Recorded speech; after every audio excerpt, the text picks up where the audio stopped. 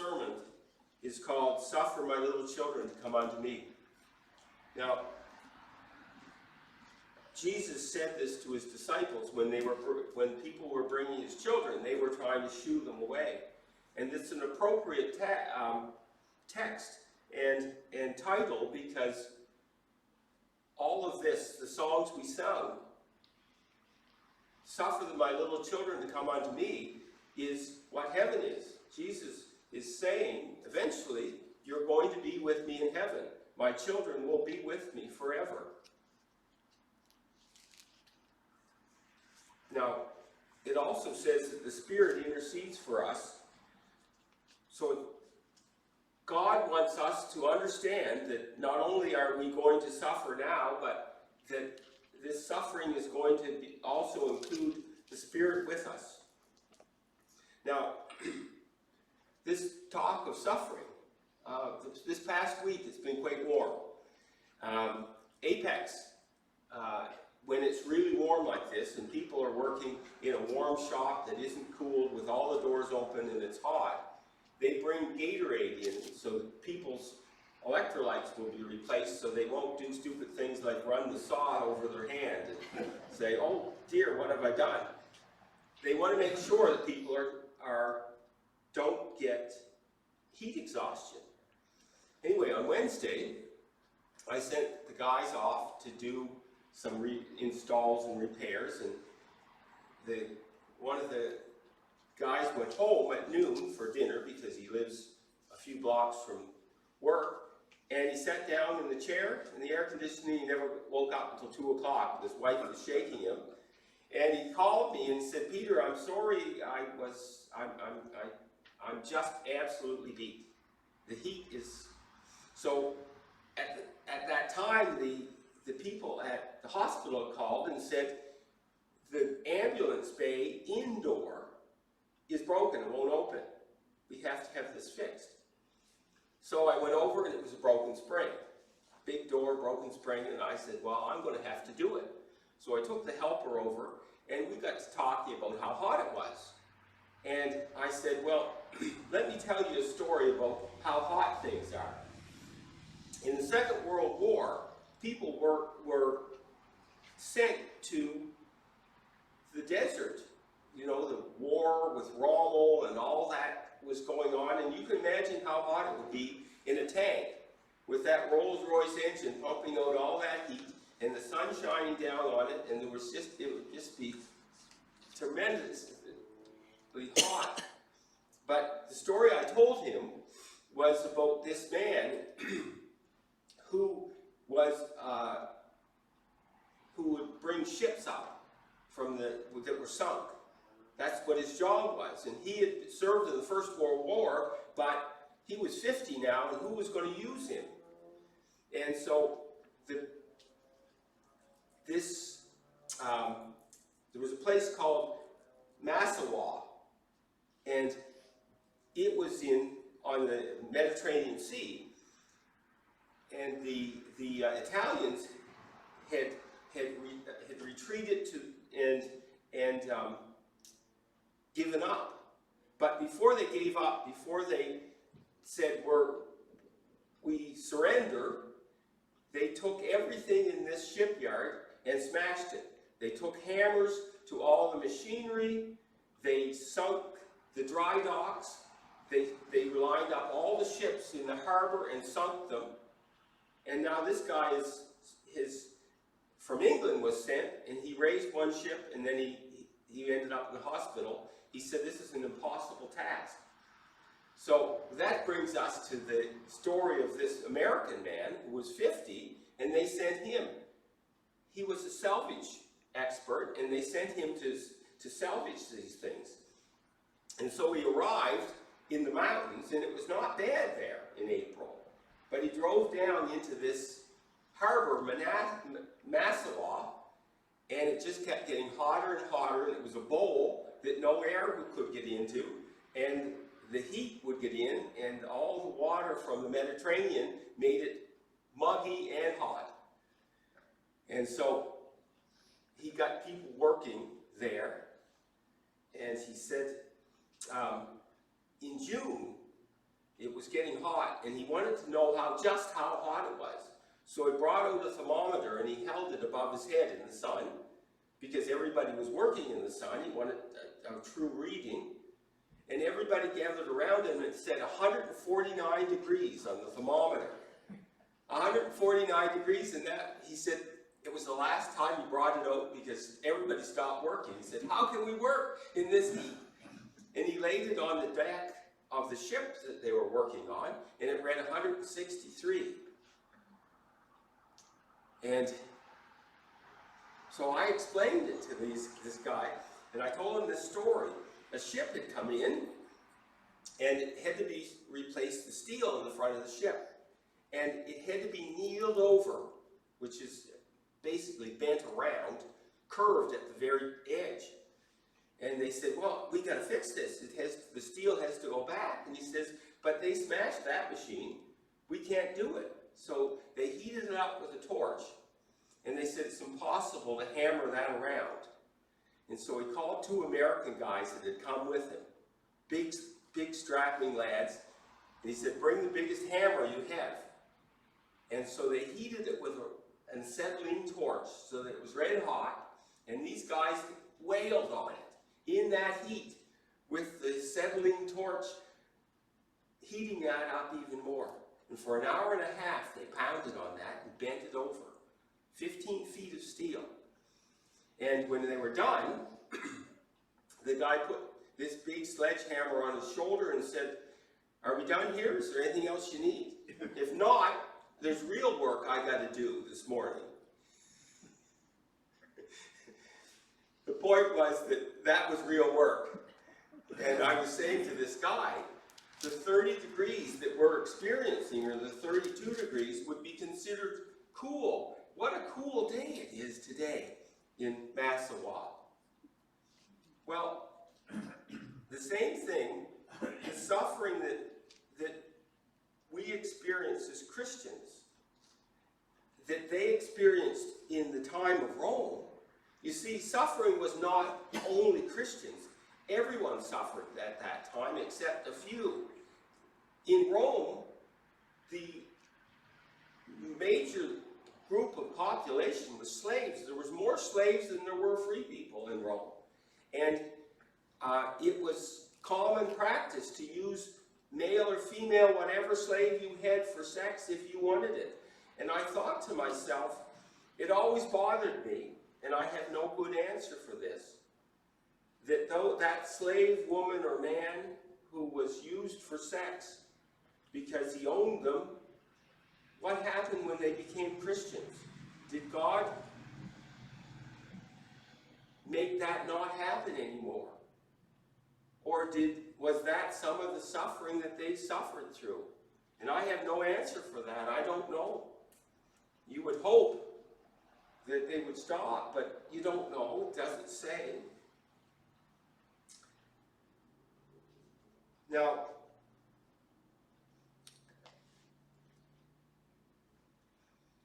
the stuff that happened to those early Christians wasn't something that we experience, where we're offended, where people say bad things about us. This is what Paul said was his experience in 1 Corinthians 11. You'll recognize this. He's boasting. He said it's crazy to boast, but here's what I say in verse 23. Are the servants of Christ, I speak as if I'm insane, I more. So, in far more labors and far more imprisonments, beating times without number, often in danger of death. 5 times I received from the Jews 39 lashes. 3 times I was beaten with rods. Once I was stoned. 3 times I was shipwrecked. A night and a day I had spent in the deep. I have been on frequent journeys, in dangers from rivers, dangers from robbers, dangers from my countrymen, dangers from the Gentiles, dangers in the cities, dangers in the wilderness, dangers on the sea, dangers from the false brethren. I have been in labor and hardship through many sleepless nights, in hunger and thirst, often without food, in cold and exposure.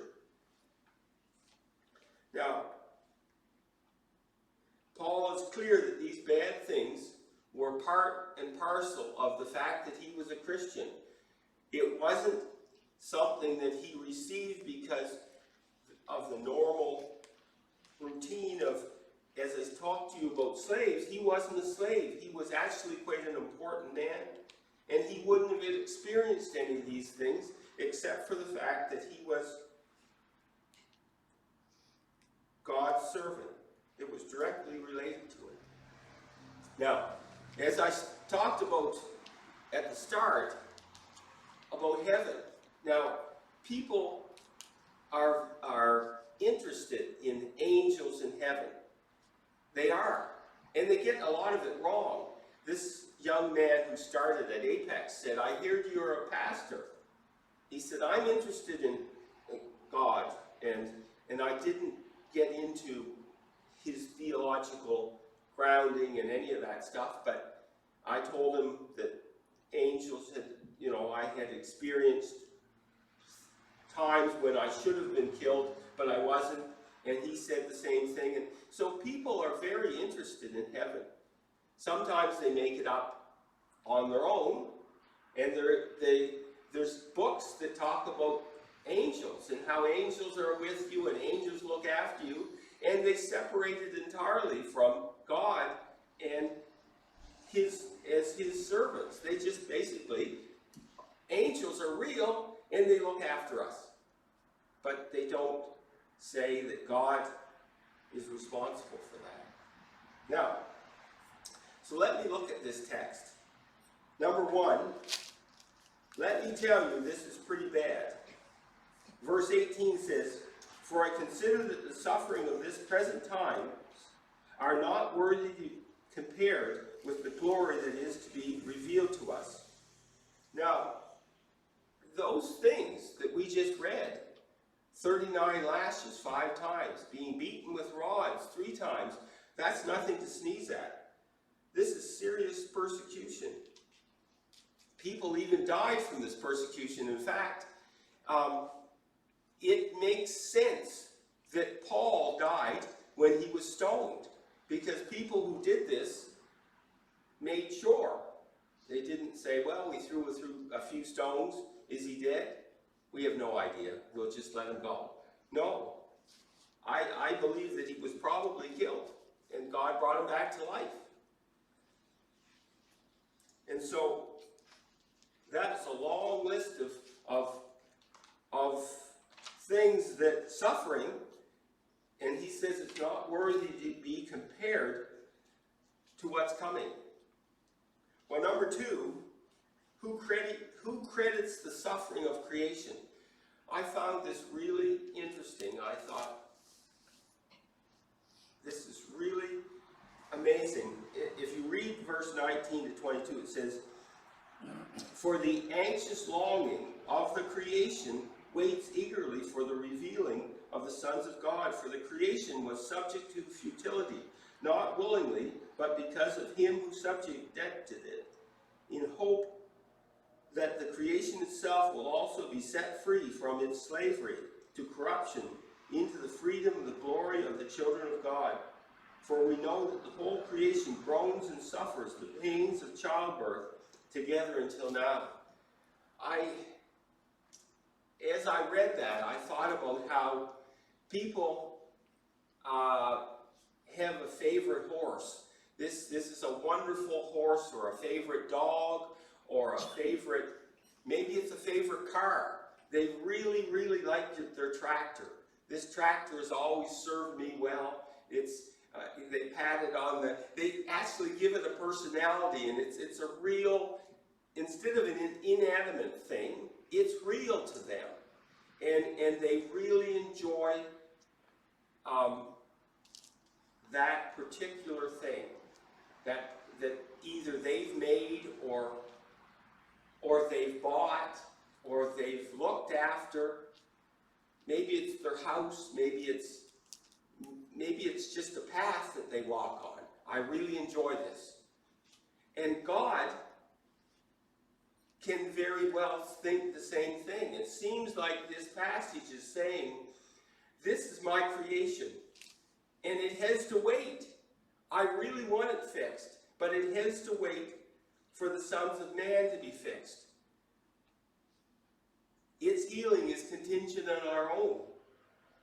The whole earth, the whole universe has to wait for the work to be done, that important work of salvation and redemption to be done on us before God can fix it. And I thought it's an amazing thing that it has to wait. And God cares so much about it, but he says it's going to wait. Well, number 3, I freely admit any time is soon enough for me. In verse 23 to 25 it says, and not only this, we also ourselves, having the first fruits of the Spirit, even we ourselves groan within ourselves, waiting eagerly for our adoption as sons, the redemption of our body. For in hope we have been saved. But hope that is seen is not hope, for who hopes for what he already sees? But if we hope for what we do not see, with perseverance we wait eagerly for it. Now, it said that Abraham believed and it was counted to him as righteousness. He didn't see his son. He waited 25 years for his son to be born. And he thought it's impossible, but I believe that God will make it possible. And so Paul is saying here that we haven't seen heaven, but we hope for it. And I bet you, or at least if it was me, the second or third lashings of 39 would have been enough to say, okay, this is enough. I freely admit that I'd like to heaven to come now. I don't need 2 more to convince me. A lashing from a whip tore your back all to pieces, and it would be months before you might not do anything for weeks until it healed. Every time you moved, all those would break open. And he said, these are nothing compared to what's coming. I have hope. I know that our bodies are going to be redeemed. We're going to get a new body. Now, number 4 is a great gift while we wait. In verse 26 and 27 it says, in the same way the Spirit also helps our weakness, for we do not know how to pray as we should. For the Spirit himself intercedes for us with groanings too deep for words. And he who seeks the heart knows what the mind of the Spirit is, because he intercedes for the saints according to the will of God. Now, I suspect if you'd been beaten with rods or you'd been whipped, you could have some pretty deep groanings. But it says that the Spirit groans even deeper for us. Things that we can't say, things that we can't put into words. You see, God could have said, the heaven's coming, suck it up. But he didn't say that. He said, heaven's coming, but in the meantime, I have the Holy Spirit to live within you, to work with us on all of these things. And the Holy Spirit gets it right because he knows us perfectly. Well, Paul's point is that this suffering isn't that it isn't real, or that Christians won't suffer, or maybe because we're Christians we'll suffer even more. What he's saying is our future hope is so good that the suffering hardly compares, even though it is as real as possible. When I talked to the guy about the heat we were suffering through, and it was quite warm when I was working up in the ceiling of I had to go like this with my shirt and wipe my face.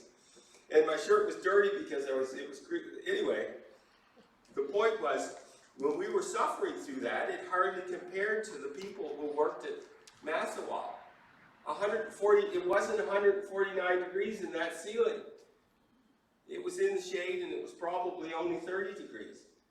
But it was still warm. Well, the trials we as Christians suffer hardly compare to that list that Paul had. Now, we enjoy something that has been called Christendom. There's benefits of Christendom. Now, Christendom is petering out, if I can use that word. It's getting smaller and smaller. But Peter Drucker was a business guru, if you want to call that. In 1938, he came to America to teach. And I have one of his books, but anyway, he arrived and he wanted to buy a house. And he went to the bank to get a loan. He had a job. He said, I'd like to get a loan. And the first question they asked is, what church do you go to? And he had a puzzled look on his face, and he says, what difference does that make? And they said, if you don't go to church, why would we trust you with our money? You see, that was a benefit of Christendom. People recognized that if you went to church, you were a better person. You could be trusted. You could be, and so Christendom had a whole lot of these things. When I read those old Reader's Digest, there's lots of stories about Christians. That was in the early 50s. That was a product of Christendom. People respected you as a Christian. Well, all of that has become, if it was this big, it's getting like this big, and it's getting smaller and smaller as it goes along. To give you a statistic, we are, Wanda and I, are the baby boomers. Maybe some of you are part of that baby boomers. And then there was Generation X, and then there was the millennials. Well, through those three groups, it has been consistent that if you filled out a form and you listed your religion, 4% of the people would list atheism as their choice.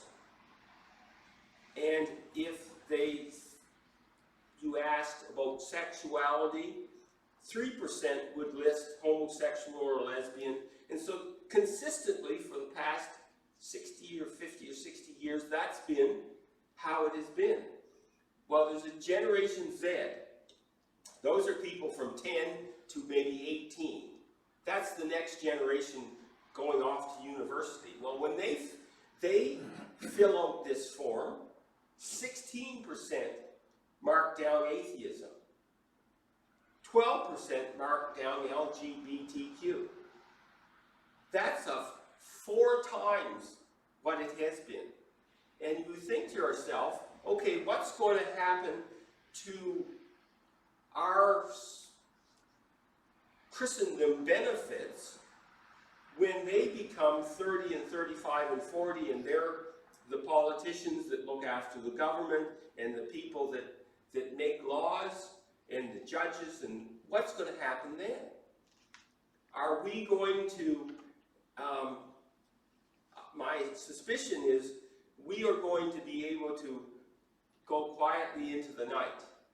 We're going to be able to continue with what we have, but what about those new people, grandchildren that are in that age group or a little older? What about children? What's going to happen to them? What's Christianity's effect going to have on the culture? Is the words that we read in the Bible going to be considered hate speech? Some of it is now, depending on, they don't enforce the law mostly, but some of it can be. And what will happen in 25 or 30 years? And what will we say to those young people as we get older and we watch them grow up? What's going to be them? Are they going to be experiencing the suffering that Christians do in other parts of the country? Not our country, but other countries around the world where that is the norm for them. There's one country in Africa, they would round up the Christians in a village and they would give you the option. They would say, would you like your arm cut off here or here. It's not whether you would like your arm cut off. You just get to choose. And there's thousands of Christians in that country with one arm missing.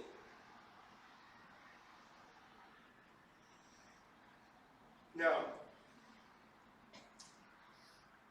I want to go back to heaven. Now, there's lots of information in Revelation. Not enough. I think most everybody will say, hey, how come you didn't put more information about heaven in the Bible? There's just a little bit. There's just enough to get your interest piqued. But we understand that heaven is real. And when I suspect if you asked Wanda, and she was anticipating going to Toronto, and how wonderful it would be, in reality, any trip you go on is not really as good as you anticipate it's going to be. There's always things that happen that, well, that wasn't as good as I hoped. But that's not going to be true for heaven. Heaven is going to be so much better than you could have possibly hoped. And we tend to, because we're broken, when there's something good we want it to be, we get tired of it quickly. And there's some people that say, well, I wouldn't want to go to heaven. It would get so old that after, I would just want to die. But that's not true. Heaven will never get so old or so boring. It will be perfect. It will be better each day. There's Wanda took the two grandchildren, two of them, with her to Toronto, William and Grace. And Grace said, almost every day, this is the best day ever. Well, in heaven, that's what this is the best day ever. And the next day will be better. And it'll just continue to get better. Now, we have a few short years. We're 60 and plus. Most of us are plus. Anyway, the point is that we have a few short years to do something to affect what our children and grandchildren will experience in Canada. How Canada will be a Christian country or not a Christian country. How much that will be. And so we have to figure that out. I don't know how. I don't know if vacation Bible schools that we're going to have will touch children and parents of children and how that will change it. But we have to, somehow, we have to change the method that we do, but not change the method, because Paul and Peter and John and Luke and those other disciples have handed us down the message. And it's perfect. God has made sure that we get the message. And we can't change that, but we can change the method. We can change how we do things, and we have to figure that out. And we have to keep it pure, because the benefits of Christendom are all but gone. And so whatever happens to our children and our grandchildren, they have to recognize that this has to be real to them. It can't be the benefits of Christendom. I'll reap the benefits of going to church and I won't do anything, I won't serve God. They will not have that option anymore. For them it'll have to be real, because like Paul said in verse 18, the suffering of this present time, they may well suffer that. And it won't be being made fun of.